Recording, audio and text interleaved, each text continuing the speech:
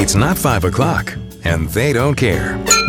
Welcome to Wine to 5. Entertainment, education, and everyday drinking for everyday people. Your hosts are Valerie Caruso and Stephanie Davis, two wine educators who don't need a clock to know when to pour that next glass. We know you listen to this podcast because you love wine and you want to learn more, and that's why you come back, subscribe, and listen again. But we also know that wine, food, and culture and history all intersect, and they're going to do that today because at that intersection, standing on the corner, are other beverages, and we talk about those too. So today, let's give it up for a more spirited discussion, shall we? Yes. And cheers to that, because every once in a while, Val and I like to toss in an episode that dives into a particular spirit or category of spirits. And in this episode, we're talking about the licorice or anise flavored spirits. And that's what we're drinking too. That's what we're drinking too. But before all you wine people go, oh, no, I don't like licorice or I'm not into spirits, we want you to stick around because we have a special announcement just for you that we are dying to tell you about later on in the show. But first, we're sipping. First, we're sipping our green, cool-looking drinks, not in wine glasses today. So, Val, what is in your cocktail glass? Yes, I actually have an absinthe glass because in my absinthe glass is the Green Fairy itself. It's Jade Esprit Edouard. It is a very nice, very hard to get, actually, depending on where you are, absinthe. This was a special order that was for my honey as a gift. It is made with Spanish green anise from Andalusia and fennel. And it's one of our favorites, not just because it has a really nice, smooth, clean finish, and it is just so refreshing, but it's a classic style that has historic connections to the 19th century formula that they found in antique bottles that were still sealed. So what they did is they tried to reverse engineer the formula that was of the classic absinthe pre-ban and murder and psychological and hallucinations and women riding bikes and all those bad things that were happening at the turn of the century that led to this being banned around the world. In fact, I should just remind you guys this has only been legal in the United States since 2007. So it's only been legal here for 11 years, and that adds to its allure for me. But speaking of allure, your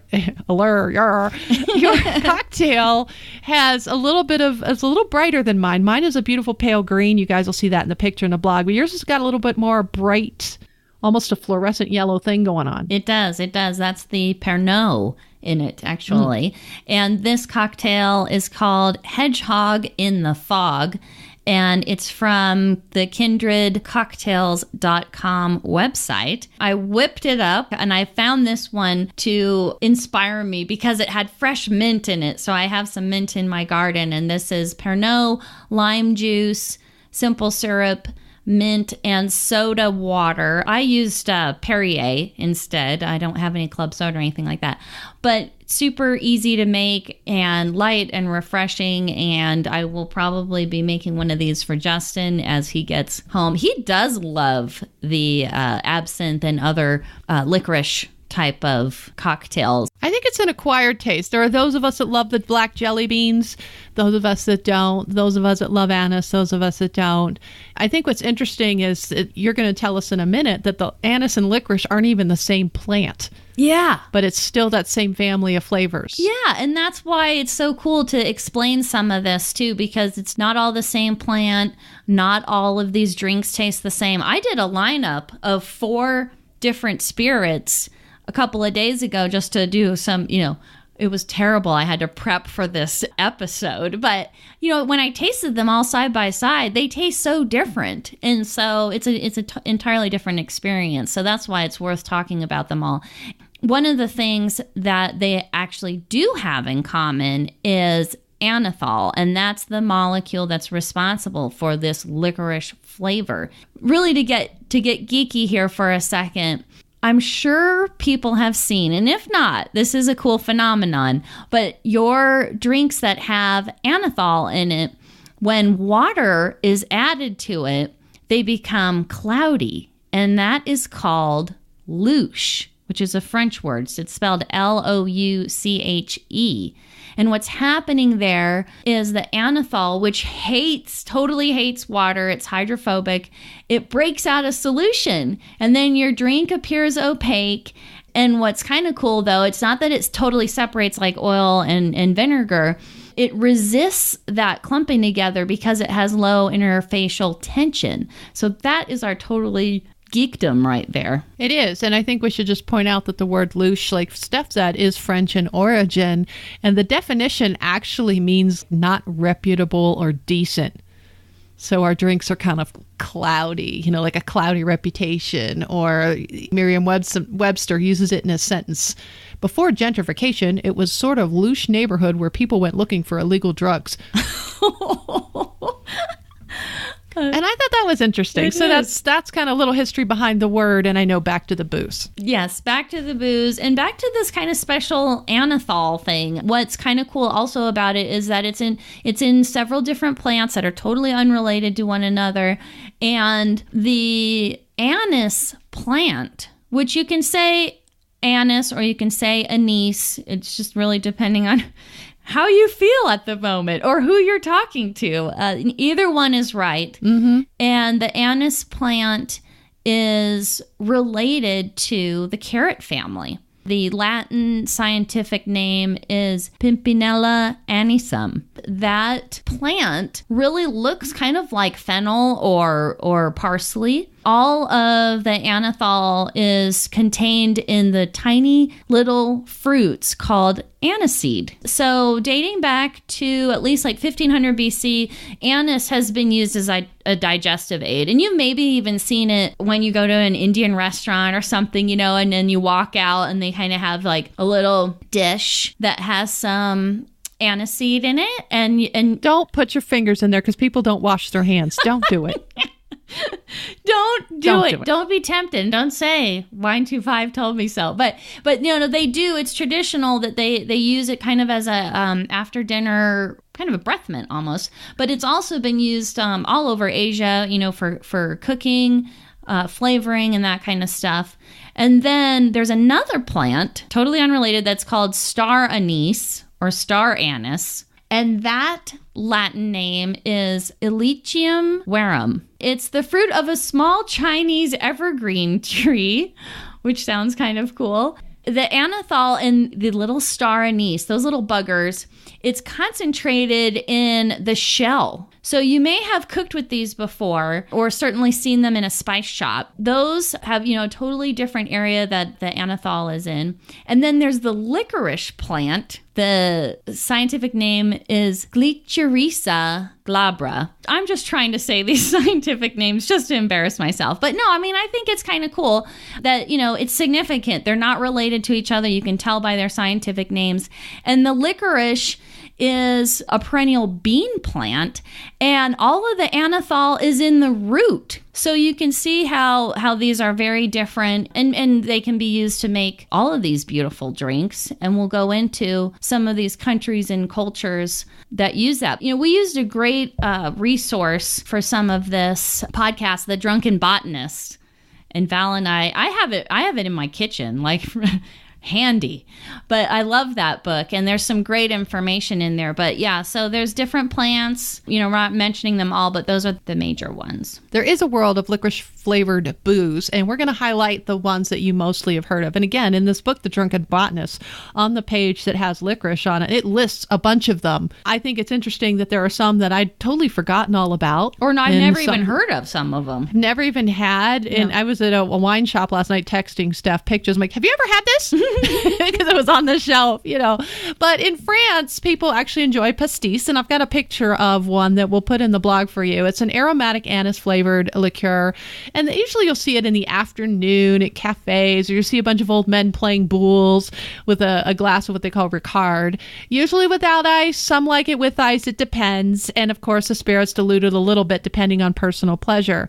And it's also in France where the famous brand Pernod was created back in 1805 by Henri Louis Pernod.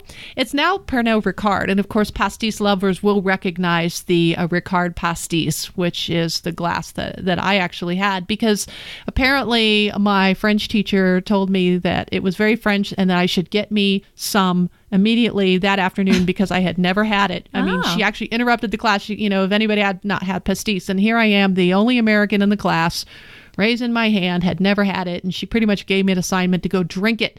So that's a good teacher. That's a good teacher. Yes, she was fabulous. But also of note, Pernod has a secret recipe. No surprise there, but we do know that it is made with star anise along with other plants and herbs. But in Italy, people can toast with something called anisone, anisette, which I have a picture of, a very famous label that has a history dating back to the 1800s as well, or sambuca. They often elevate the joyous tipple with 3 coffee beans. And you're probably thinking 3? Yes, 3. They symbolize health, happiness, and prosperity.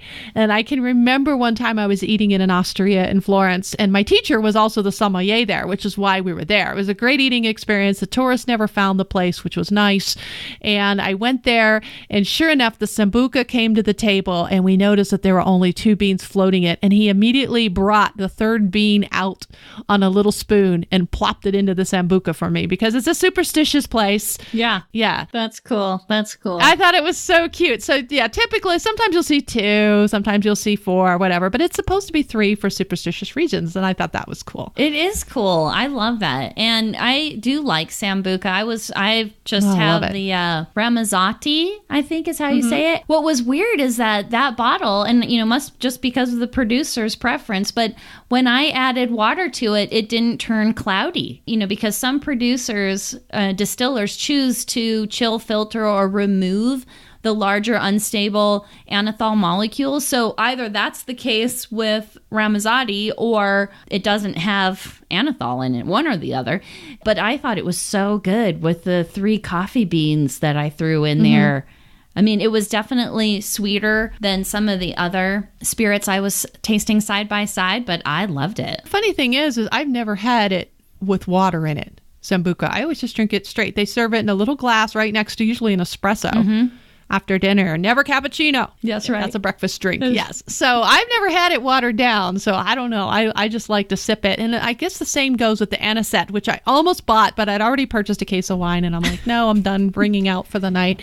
But it's supposed to be a little bit sweeter. Like the absinthe I have, which we're going to talk about next, is pretty dry. The only reason there's a little sweetness in my glass right now is because of the sugar cube that you kind of drip the absinthe over. It is a very meditative experience like we talked about in a Halloween episode a couple years ago.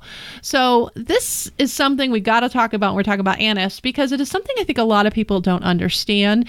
So while the spirit gets its name from the main ingredient, which is Artemisia absinthium or grand wormwood, the licorice flavor comes from the green anise, like I mentioned earlier, fennel. Sometimes they use star anise, but the best green anise does come from the Mediterranean and normally Spain.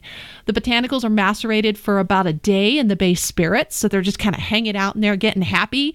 And then some absinthes, called the vert or green, have that green color that comes from the petite wormwood, melissa, or hyssop, which is pretty much chlorophyll that gives it that color. But you got to be aware of imposters. And we have something in our basement called liqueur d'absinthe, which is a lot sweeter, and it's usually sipped neat or with ice, but it's not really absinthe. Before absinthe was unbanned or made legal again, that's the kind of thing you could have because there was no wormwood in it. So if it's not classic absinthe, then it doesn't have the word wormwood in it. So you may have heard that thujone, and this is why we're going to talk about wormwood really briefly here, because thujone is important. It's a terpene that's found in the wormwood and in sage, by the way. But a long time ago, they believed that it caused hallucinations. That is not the case. There are some toxic properties to it, but it has to be in really, really high doses. And honestly, there's more thujone in your Thanksgiving stuffing than there is in a glass of absinthe, so don't worry about that. It has to be at really high levels, like I said. So there are limits to the levels of thujone that can be in absinthe, and that is about 10 parts per million in the U.S., about 35 parts per million in the EU.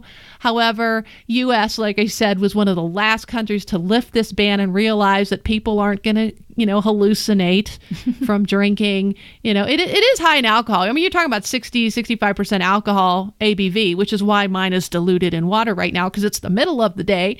Of course, it's more enjoyable that way, but you can sip it neat, just like you could a whiskey. I mean, if you think about it. Yeah, and isn't that why they said people acted crazy?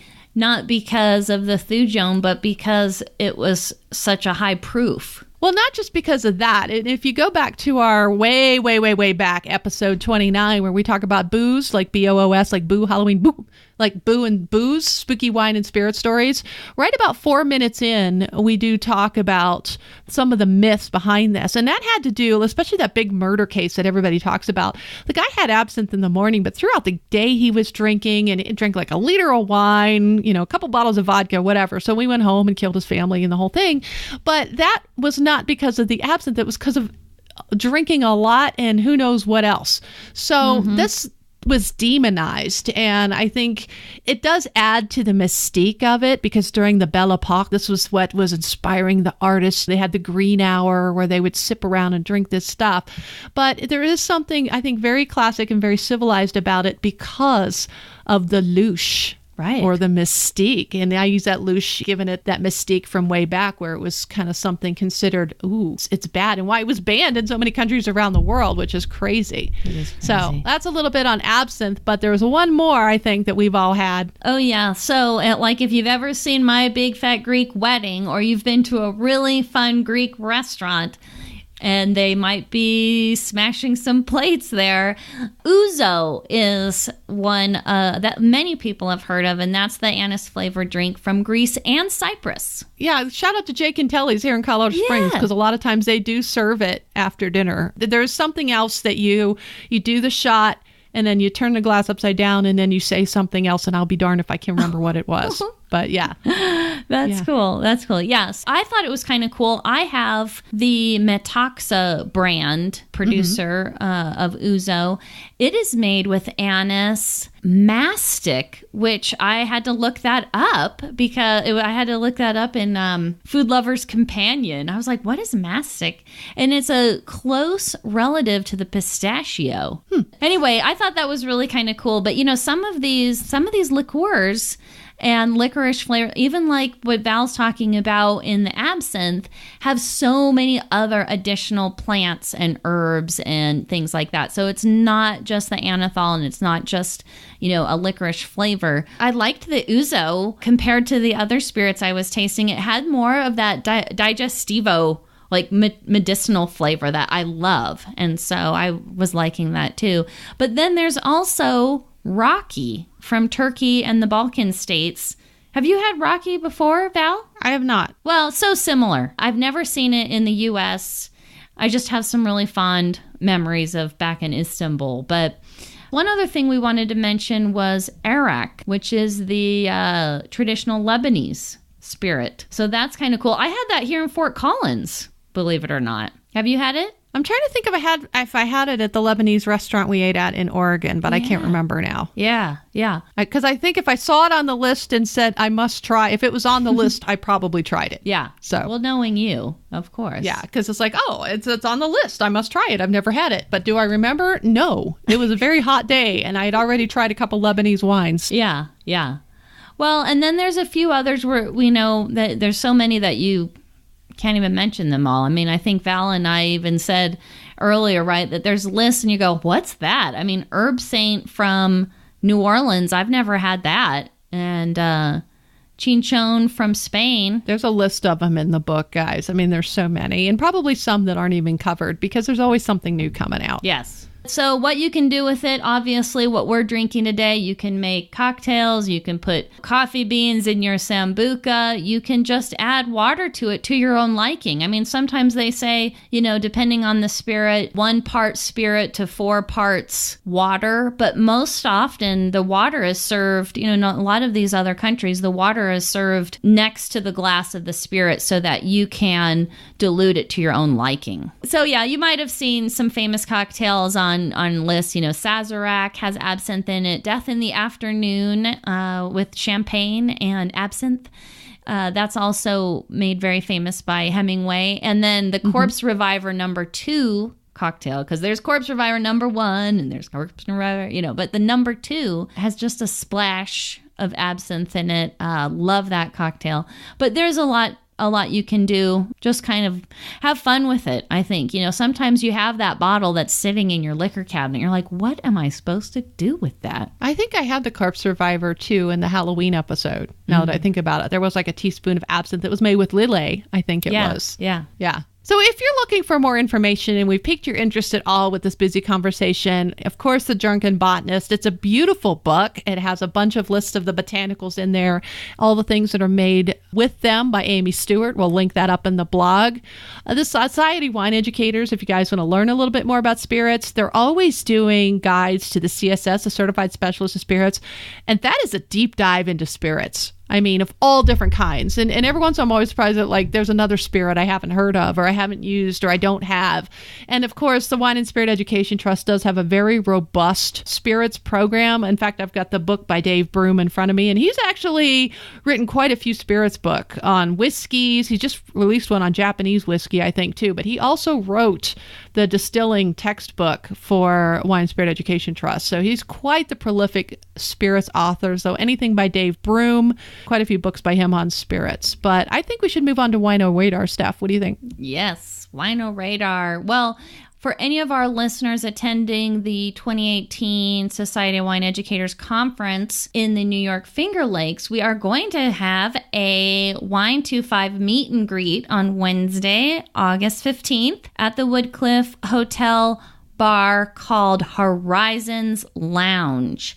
And that's going to be starting at 4:30. We'll mention it again right before the conference, but just wanted to give you guys a heads up. And if you're not attending the conference, but you actually just live around there, please come and join us too. It's just meet and greet. And then Friday, the night of the gala, we'll take some group photos like we have done in the years past. Yeah, those are always fun. And I think that now that meet and greet's only for a short time because we have something immediately following. So it's only like about a 30-minute event or so. But please come by and say hi if you're a listener. We were so surprised to meet up with so many of our listeners last year that I was like, I didn't even know they were listeners. It was so funny, just standing against the wall. I'm like, oh, she goes, yeah, I'm one of your listeners. Like, oh, that is so cool. So it's always fun to meet you guys. So please come and say hi and don't lurk so we know who you are. But I think we should get on to our big announcement because we have a new partnership to share with you guys. And it's been so hard to keep it quiet because we wanted it to be official. So it is official. Wines Till Sold Out, also known as WTSO, that's WTSO, is now a show sponsor. And we are so excited about this because many of you know that we're very protective of our listeners and we're very picky with what we do deliver to your ears for the most part. And we've been approached to plug gadgets and other shows that have really nothing to do with wine. And we've been very adamant about not selling out to things that we're not sure you're going to love. So we only partner with businesses and brands that we know you will appreciate, that we are proud of, and that we all will enjoy. Yes, and Wines Till Sold Out is something that I've used in the past. A friend of mine turned me on, so that's why we are turning you on to it. And I found a wine from my trip to Italy in 2016, a Sagrantino that was a great price, and Wines Till Sold Out was so good to work with. It was easy, and when I ran out of the wine, I was like, God, that was such an easy experience last time. I just called them right back up and was like, do you have any more of that Sagrantino? And they did, and it was just like, it happened so fast, and they knew me, and they had my order right up in front of them, and it just was slick. So happy to be working with such a great company. Yeah, so when I heard that Steph had an experience with them, then I thought, okay, this is something we've got to try. So with Wines Till Sold Out, you do get the best online prices because they will price match any bottles that they have. And as Steph mentioned, the customer service, we like that. We like how easy they are to use, how easy they are to work with, and how easy it is to stock up on specific bottles that you just gotta have. Then you click, click, click, and the wine shows up at your door. Boom. How easy is that? Boom. Yes, it's easy. So if you want to find out more, go to the special page for Wine25 listeners at weeklytasting.com/W25, where you can sign up and create an account with both WTSO and Weekly Tasting. And of course, we'll have a button for you on the top right-hand corner of our blog where you can see it, you can click, easy day. Yes. On to our superstar supporters that crowdfund our show. So our patrons, Robin from Girls Gone Grape is our Reserva Superiore supporter, and Auntie in Georgia is our Reserva supporter. And our tenacious tasters, Jeff E. from the award-winning We Like Drinking podcast, Sebastian of Sassy Italy Tours, Jen in Maryland. It just makes me smile when I say Jen in Maryland. David and Lisa in Illinois, and Anne-Marie in Virginia. And our It's Not 5 O'Clock and We Don't Care listeners in South Dakota. Hey, Meg. Clay's in Arizona. John, Andrew, and Azwani are in California. Chantel is in Ontario, Canada. Mary Lou is in Pennsylvania. Kathy's in Georgia. Chris, Janet, and Diane, they're in Colorado. Steve and Renee, they're in Illinois. Kathy's in Tennessee. Ashley's in North Carolina. And Sean is in Ohio.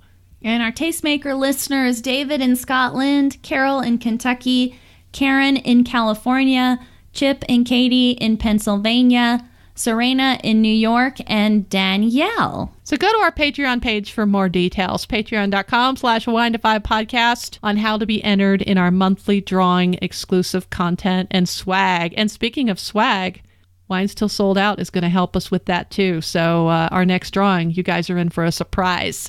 Yeah. We're so excited. I can't stand it. I can't stand it. So there's more good stuff on our website, wine25.com. Affiliates, books, art, travel, links, pictures, clubs, gifts, anything you want. It's all there. If there's anything missing, let us know. But one last thing, we'd love it if you could leave us an iTunes review, because we'd like to read those on the show too. Yes. And in between our episodes, you can find us on the social spaces at Wine, TWO, FIVE, and you can connect with Val on Twitter at WineGalUnboxed and everywhere else as Vino with Val. I am online as the Wine Heroine, and until next week, listeners, cheers. Cheers to you. Cheers to you, Steph. Thank you for listening to the Wine to 5 podcast. Be sure to check us out at Facebook/WineTWO5 and tune in next week for more fun and useful sip tips.